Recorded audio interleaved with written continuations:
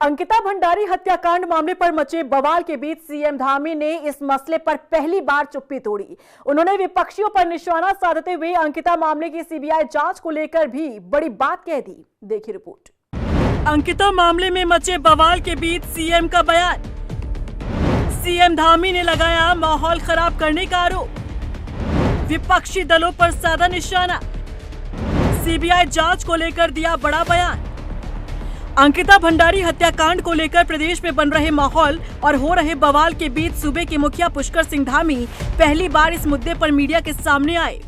इस मुद्दे पर बोलते हुए सीएम धामी ने कहा कि किसी भी दोषी को बख्शा नहीं जाएगा, हम हर जांच के लिए तैयार हैं। सीएम धामी ने कहा कि अंकिता भंडारी हत्याकांड बड़ी हृदय विदारक घटना थी।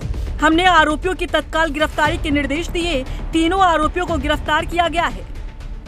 पूरी कानूनी कार्रवाई की गई। तत्काल महिला आईपीएस की अध्यक्षता में एसआईटी भी गठित की गई। पारदर्शी तरीके से पूरी जांच की गई। हमने तत्काल पुलिस विभाग को, अन्य प्रशासन को तत्काल कहा कि जैसे भी होता है सब जो भी इसके आरोपी हैं या जिनके ऊपर आरोप हैं उनको तत्काल गिरफ्तार किया जाना चाहिए। कोई पकड़ से बाहर नहीं जाना चाहिए। और तत्काल उन सभी वो 3 के 3 जो आरोपी थे उस समय के, वो तीनों को गिरफ्तार किया गया। और जिस स्थान पर उन्होंने बताया वहाँ से बॉडी को रिकवर किया गया।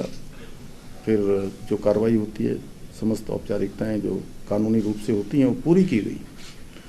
और पूरी करने के बाद तत्काल ही हमने महिला आईपीएस अधिकारी के चेयरमैनशिप में या कहिए उनके नेतृत्व में एक कमेटी का गठन किया, एसआईटी जांच का गठन किया। और एसआईटी ने अपनी पूरी जांच करी। अंततः लोग सीबीआई की जांच के लिए उस समय में न्यायालय में भी अर्जी लगाई गई। सुप्रीम कोर्ट, हाई कोर्ट, सभी लोगों ने उसको सुना। सुप्रीम कोर्ट ने भी, हाई कोर्ट ने भी, और जो सेशन कोर्ट है वहाँ पर इस पर लगातार कार्रवाई चलती रही। और जो मजबूत पैरवी थी, उसी मजबूत पैरवी का परिणाम था कि उन्हीं तीनों आरोपियों को आजीवन कैद की सजा सुनाई गई। सीएम धामी ने कहा कि एक वायरल ऑडियो के आधार पर प्रदेश में इतना बवंडर मचा है। ऑडियो की जांच के लिए एसआईटी गठित की गई। सच सामने आते ही सभी तरह की जांच के लिए तैयार है। कोई गलत काम करेगा या दोषी होगा तो वो किसी कीमत पर छूट नहीं पाएगा। आज ऑडियो में एक नाम ले रहे हैं, कल किसी और का नाम लेंगे। ऑडियो एक आया है और ऑडियो में उन्होंने कई लोगों के नाम लिए हैं अलग अलग प्रकार से। और हमने कहा कि भाई ऑडियो की जांच करी जाए और जांच के लिए जो है एक एसआईटी का गठन भी कर दिया गया इसमें। और जिन लोगों ने ऑडियो पर बात की है उनसे भी बात करने का पुलिस ने प्रयास किया है। अच्छा होगा कि वो सब लोग अपना ऑडियो जो उन्होंने बोला है उसकी कुछ सत्यता वहाँ पर आ जाए।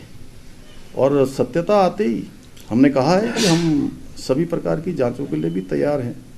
हम कहीं पर ऐसा नहीं है, क्योंकि हम भ्रम की स्थिति भी राज्य के अंदर नहीं बननी चाहिए। और हमारा ऐसा ट्रैक रिकॉर्ड रहा है कि अगर कोई गलत काम करेगा, कहीं भी कोई दोषी होगा तो किसी कीमत पर भी वो छूट नहीं पाएगा, चाहे कोई हो, किसी भी कीमत पर वो छूटने वाला नहीं है। लेकिन ऑडियो की सत्यता, ऑडियो में तो बहुत सारी बातें उन्होंने करी है। एक में वो ऑडियो में ये भी कहते हैं कि मैं पार्टी का अध्यक्ष बनने वाला हूँ। जो हमारे महेंद्र जी बैठे हैं यहाँ पर, वो ये भी कह रहे थे। अब पता नहीं, आप सब लोगों ने भी सुना होगा, उन्होंने अन्य बातें भी बहुत सारी की गई हैं।